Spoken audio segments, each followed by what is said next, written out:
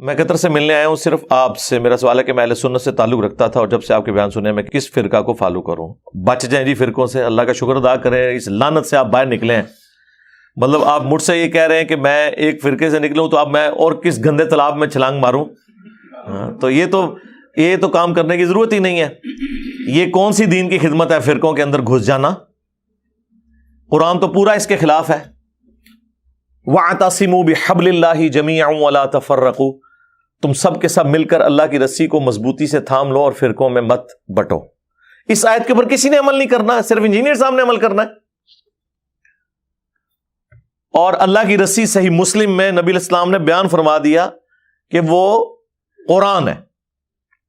ہر کوئی اللہ کی رسی ڈیفرنٹ بیان کرتا ہے. ہمارے بریلوی بھائی کہتے ہیں وہ دیکھا جی رسی ہوتی ہے نا جی, رسی کے اندر چھوٹے چھوٹے ریشے ہوتے ہیں, پھر مل کے ایک رسی بنتی ہے.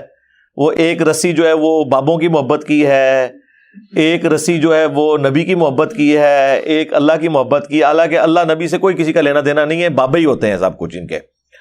تو اللہ کے بندو, مطلب یہ بتایا جا رہا تھا کہ اس میں سے ریشے نکال لیں, ریشے ہی تو نکال دیے تم نے. وہ رسی ایک ہے, وہ اللہ کی کتاب ہے. وہ صحیح مسلم میں جو غدیر خم کی حدیث ہے قرآن اور اہل بیت, اس میں نبی علیہ السلام نے فرمایا قرآن اللہ کی کتاب ہے, یہ اللہ کی رسی ہے, جو اسے پکڑے گا ہدایت پر ہوگا, جو چھوڑ دے گا وہ گمراہ ہو جائے گا. تم اللہ کی کتاب کو پکڑو, اپنا تعلق اس کے ساتھ مضبوط کرو. اللہ کی کتاب اللہ کی رسی ہے. یہ اوپر سے 4 احادیث ہیں صحیح مسلم میں. اور دوسری بھاری چیز میرے اہل البیت ہیں. میں اپنے اہل البیت کے معاملے میں تمہیں اللہ کا خوف دلاتا ہوں. 3 دفعہ نبی علیہ السلام نے فرمایا, لیکن امت بالکل الٹ چلی, نہ قرآن کو پکڑا نہ اہل بیت کو زندہ چھوڑا, بالکل الٹ چلی امت. تو قرآن اللہ کی رسی نبی علیہ السلام نے خود بیان فرما دیا. اور دیکھیں رسول اللہ کو سینٹرڈ کر کے اللہ تعالیٰ نے قرآن میں سورۃ الانعام کے اندر کیا ارشاد فرمایا, ان الذین فرقوا دینہم وکانوا شیعا. بے شک جنہوں نے اپنے دین میں فرقے بنا لیے اور اپنے آپ کو گروہوں میں بانٹ لیا. لست منہم فی شیء, اے نبی آپ کے ساتھ ان کا کوئی تعلق نہیں ہے.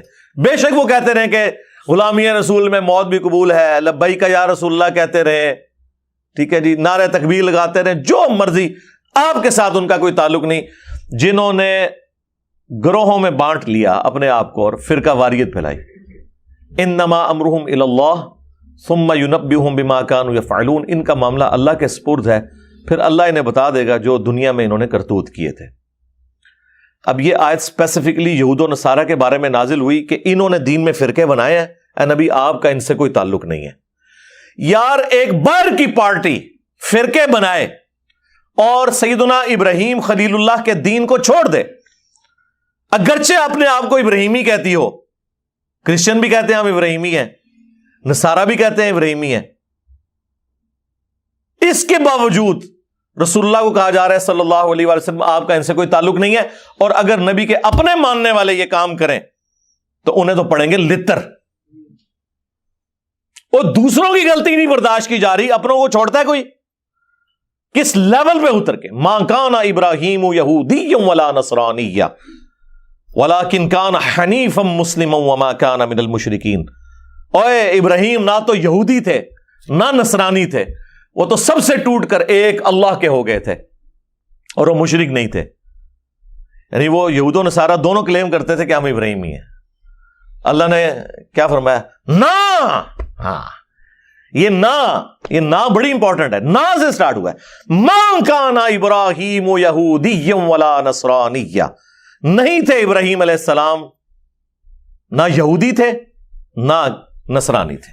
ولیکن, یہ اردو میں بھی آتا ہے لیکن, ولیکن کان حنیفا مسلما وما کان من المشرکین. حنیفہ تھے, سب سے ٹوٹ کر ایک اللہ کے ہو جانے والے, اور مسلم تھے, سنی شیعہ نہیں تھے. ہاں, اور ایک اللہ کے ماننے والے تھے, مشرک نہیں تھے. آج بھی ابراہیمی وہ ہوگا جو ابراہیم علیہ السلام کے طریقے پہ ہوگا, سب سے ٹوٹ کر ایک اللہ کا ہو جانے والا, تابع فرمان. اور پھر اللہ تعالیٰ حضرت ابراہیم کو کتنا آن کرتے ہیں قرآن میں, ملت ابیکم ابراہیم هو سماکم المسلمین من قبل وفی ھذا پیروی کرو ابراہیم کی ملت کی جس نے تمہارا نام مسلم رکھ دیا تھا من قبل، اس قرآن کے نزول سے پہلے، وفی ھذا، اور اس کتاب میں ہم نے بھی تمہارا نام مسلم رکھ دیا ہے۔ اب اس سے زیادہ آپ کو کیسے سمجھایا جائے؟ باقی جتنی جگہیں آتی ہیں نا وہاں پہ یہ فرقہ باز جو ہے نا مسلم کا جو ترجمہ ہے نا وہ اس اعتبار سے کرتے ہیں کہ وہ اس کی تفصیلات میں پڑ جاتے ہیں۔ ہم کہتے ہیں نا قرآن میں ہے یا ایھا الذین آمنوا اتقوا اللہ، یا ایھا الذین آمنوا اتقوا اللہ حق تقاتہ ولا تموتن الا وانتم مسلمون، اے اہل ایمان اللہ کا تقوی اختیار کرو جیسا کہ تقوی اختیار کرنے کا حق ہے، اور تمہیں موت نہ آئے مگر اس حال میں کہ تم مسلم مرنا۔ تو وہ کہتے ہیں یہاں مسلم سے مراد ہے اللہ کے تابع فرمان ہو کر، یعنی اللہ کے سامنے سر تسلیم خم کرتے ہوئے مرنا۔ لیکن مرنا بریلوی، مرنا دیوبندی، مرنا اہل حدیث، مرنا شیعہ، لیکن پکے شیعہ ہو کے مرنا، پکے سنی ہو کے مرنا۔ مسلم کا مطلب ہے تابع فرمان ہو کر۔ اب مجھے بتائیں تابع فرمان اللہ اور اس کے رسول عز وجل و صلی اللہ علیہ وآلہ وسلم کا وہ ہوگا جو ان کا کہنا مان رہا ہے، یا وہ ہوگا جو بالکل الٹ چل رہا ہے؟ جو کہنا مان رہا ہے وَاعْتَصِمُوا بِحَبْلِ اللَّهِ جَمِيعًا وَلَا تَفَرَّقُوا، وہ کہتے ہیں نہیں جی وہ تو حدیث میں آیا کہ 73 فرقے ہو جائیں گے۔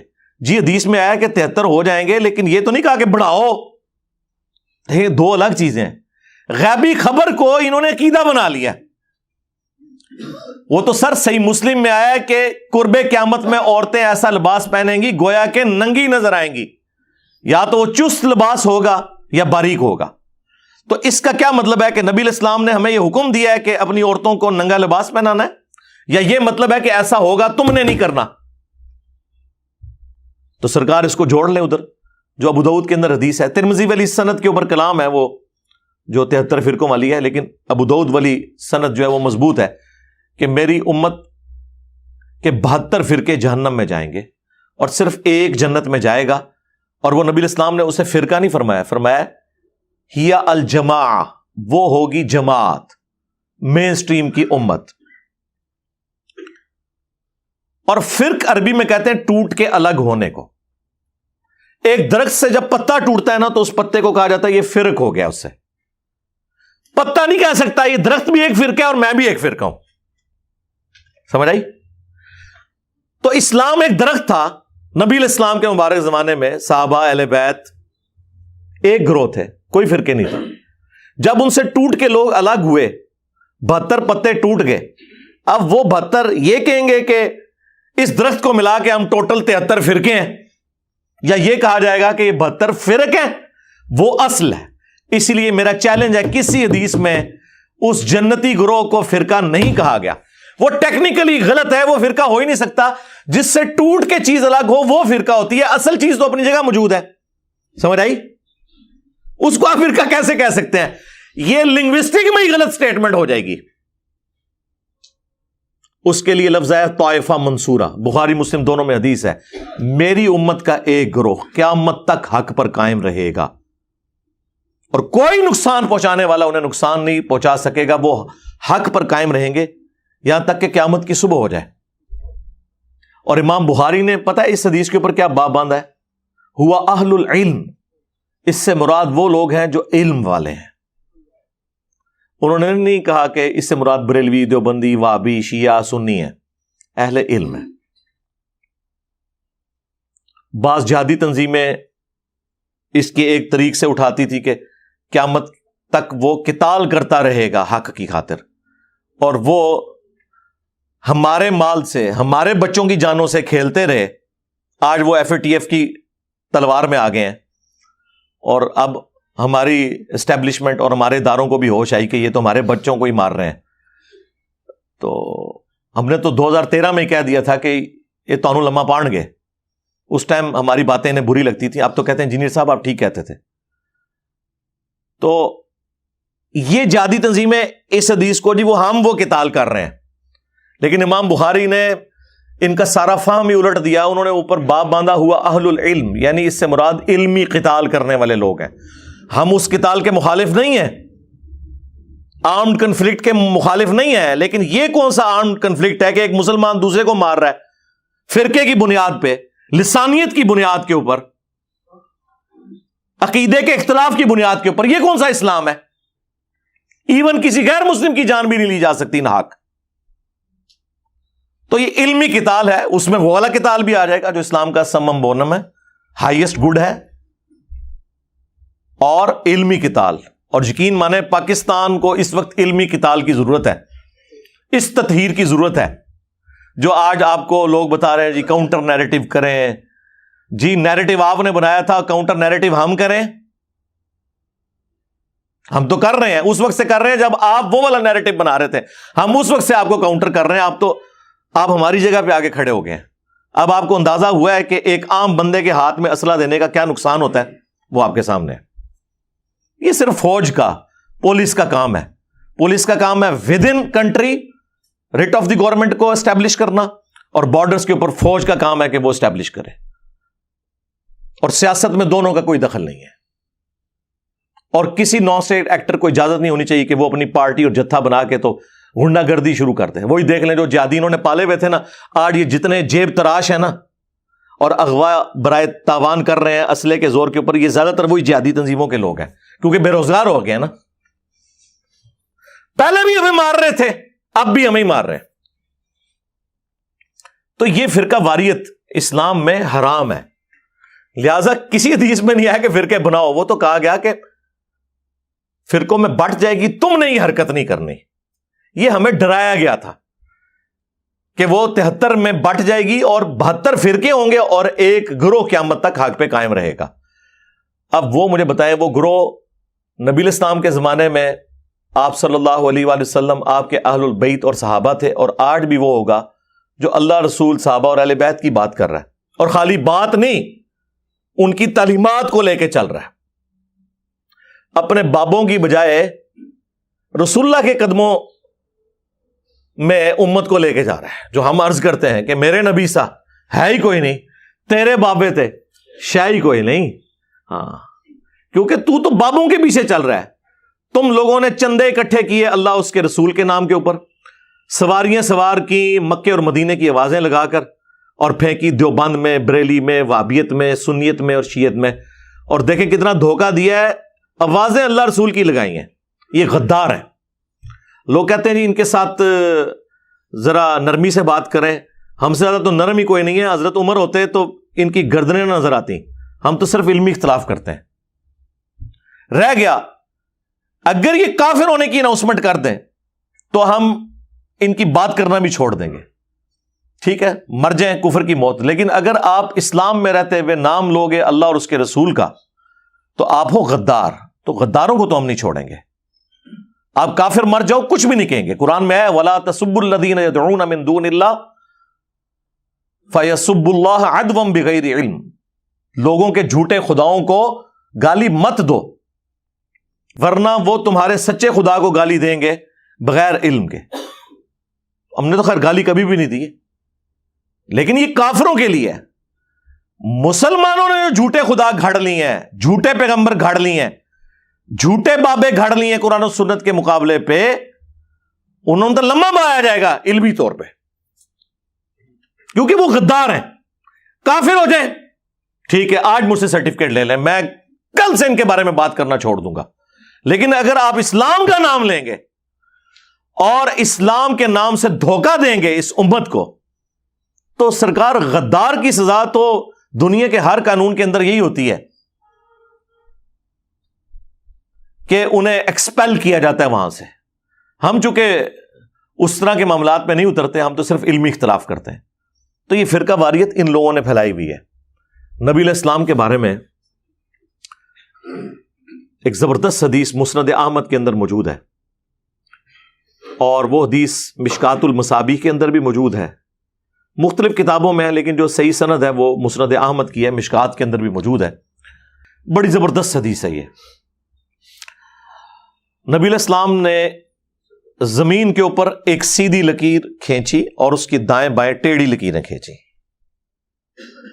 اور پھر نبی علیہ السلام نے اپنی مبارک انگلی اس سیدھی لائن کے اوپر رکھی اور سورۃ الانعام کی آیت تلاوت کی، وَأَنَّ هَذَا صِرَاطِي مُسْتَقِيمًا، یہ ہے میرا سیدھا راستہ، فَاتَّبِعُوهُ، اسی کی پیروی کرو، وَلَا تَتَّبِعُوا السُّبُلَ، اور ارد گرد کے جو راستے ہیں ان کی پیروی مت کرو، وہ تمہیں اللہ کے راستے سے بہکا دیں گے۔ یہی وہ چیز ہے جس کی اللہ تعالیٰ تمہیں وصیت کرتا ہے تاکہ تم ڈر جاؤ۔ یہ نبی علیہ السلام نے تلاوت کی، اور پھر نبی علیہ السلام نے ساتھ فرمایا کہ یہ سیدھا راستہ میرا راستہ ہے، یعنی نبی علیہ السلام کا راستہ، اور یہ ارد گرد جو ٹیڑھے راستے ہیں نا، یہ شیطان کے راستے ہیں۔ اور نبی علیہ السلام فرمایا ہر راستے کے اوپر ایک شیطان بیٹھا ہوا ہے جو تمہیں اپنی طرف بلا رہا ہے، یعنی یہ جو کہہ رہے ہیں نا ساڈے فرقے چ آ جاؤ، جنتی فرقہ ساڈا ہے، جہاں تواڈے بارے اللہ نبی صاحب 10 گھنے بے فکر رہو۔ نبی علیہ السلام فرمایا ادھر ادھر نہیں جانا، میرے راستے پہ جانا ہے۔ تو اس میں صراط الذین انعمت علیہم کے نام کے اوپر جو یہ دھوکہ دیتے تھے امت کو، وہ بھی کلیئر ہو گیا۔ نبی علیہ السلام نے فرمایا یہ تو ہم سورہ فاتحہ شروع کرتے ہیں نا، ایاک نعبد و ایاک نستعین، عبادت بھی اللہ کی، مدد بھی اللہ سے مانگنی ہے، یعنی کہ دعا بھی اللہ سے کرنی ہے، ظاہری مدد تو آپ مانگ سکتے ہیں، تو قرآن میں حکم ہے وَتَعَاوَنُوا عَلَى الْبِرِّ وَالتَّقْوَى وَلَا تَعَاوَنُوا عَلَى الْإِثْمِ وَالْعُدْوَانِ، نیکی پرہیزگاری میں ایک دوسرے کی مدد کرو، برائی میں الگ رہو۔ ظاہر دنیا کو اللہ نے اسباب کے ساتھ جوڑا ہے، پیاس بجھانے کا ذریعہ پانی کو بنایا ہے، کھانے کو ہماری بھوک مٹانے کا ذریعہ، لیکن ایک ہے دعا کرنا، وہ اللہ کے ساتھ خاص ہے۔ تو یہ کہتے ہیں جی آگے چلیں، جی آگے ہم چلتے ہیں، تو یہ آگے چلتے ہیں تو ڈائریکٹ ہی آگے چلے جاتے ہیں، بیچ میں پھر چھلانگ مار دیتے ہیں، کہتے ہیں جی صراط الذین انعمت علیہم۔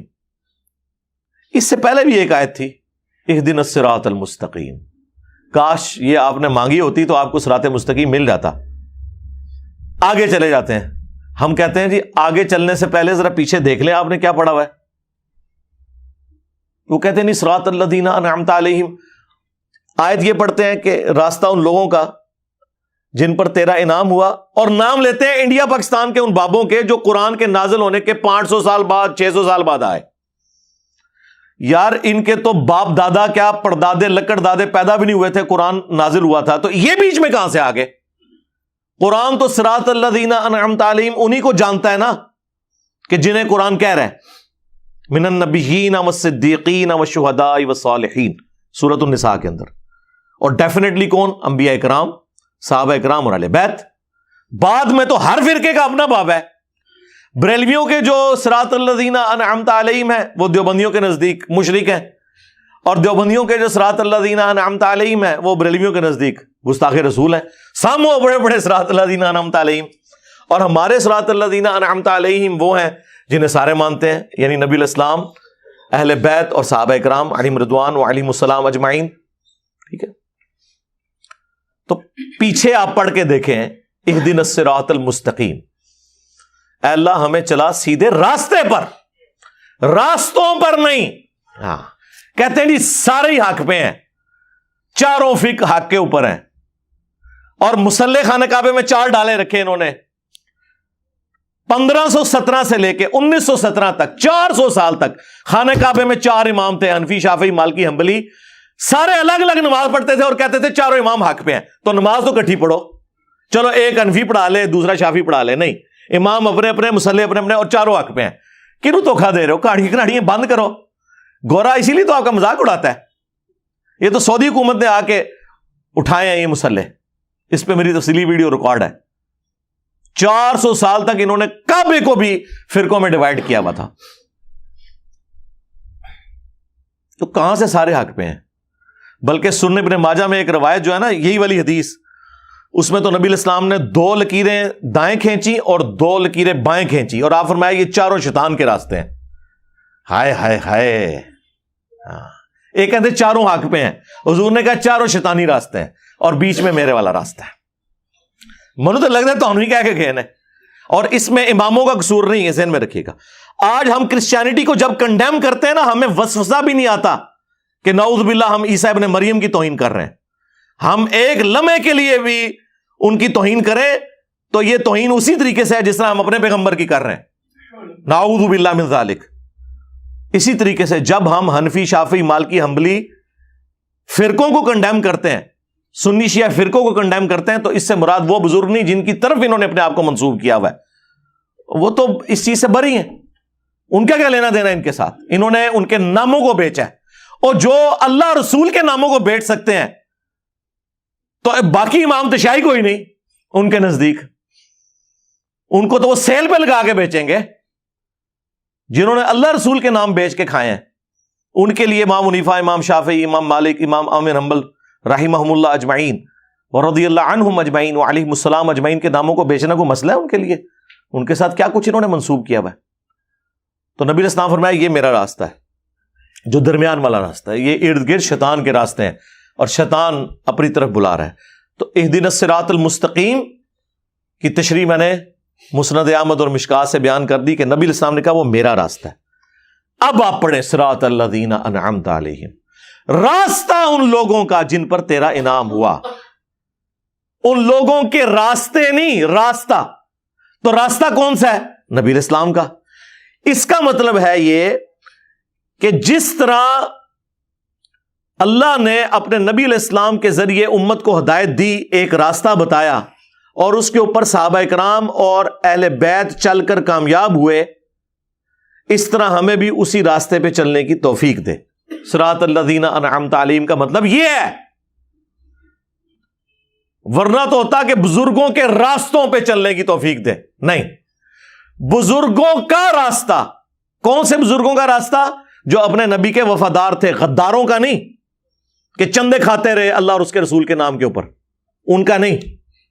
تو نبی کا راستہ تو سرکار وہی بتا رہا ہے آپ کو جو دلیری سے یہ کلمہ حق بلند کر رہا ہے کہ میرے نبی سا ہے ہی کوئی نہیں، تیرے بابے تے شاہ ہی کوئی نہیں۔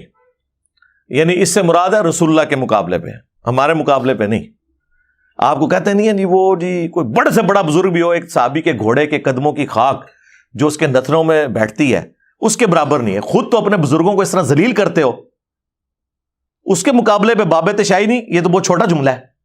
آئے نا داڑھ تھلے، کہنا تو چاہیے کہ تواڈے بابے جڑے نا گھوڑیاں دی خاک دے برابر بھی نہیں، خود تو یہ بتا رہے ہوتے ہیں۔ وہ کہتے ہیں نہیں، وہ ہم کہہ رہے ہوتے ہیں صحابہ کے مقابلے پہ۔ تو سرکار ہم بھی آپ کے بابوں کو رسول اللہ کے مقابلے پہ کہہ رہے ہیں، اپنے مقابلے پہ تو کہہ ہی نہیں رہے۔ ویسے تو اپنے مقابلے میں بھی کہے تو کوئی اتنی غلط بات نہ ہو جو کچھ ہو چکا ہے بابوں کے ساتھ۔ صدیوں میں آپ لوگوں نے جو عزتیں ویل کی تھی، 14 سال مٹی پلیت ہو گئی ہے، جو جھوٹ کی عمارتیں آپ نے کھڑی کی ہوئی تھی۔ تو الحمدللہ فرقہ واریت کے خلاف آواز یہاں سے بلند ہو رہی ہے، اور اسلام میں فرقوں کی کوئی اجازت نہیں ہے، لہذا ہمیں یہ اس طرح کی پرچیاں نہ لکھ کے بھیجا کریں کہ جی ہمیں فرقہ بتائیں کون سا ہے۔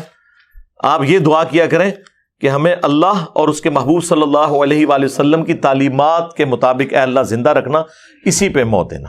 آمین۔ صلو علی محمد وآل محمد، اللہم صلی علی محمد وعلی آل محمد واصحاب محمد وازواج محمد اجمعین الی یوم الدین، آمین۔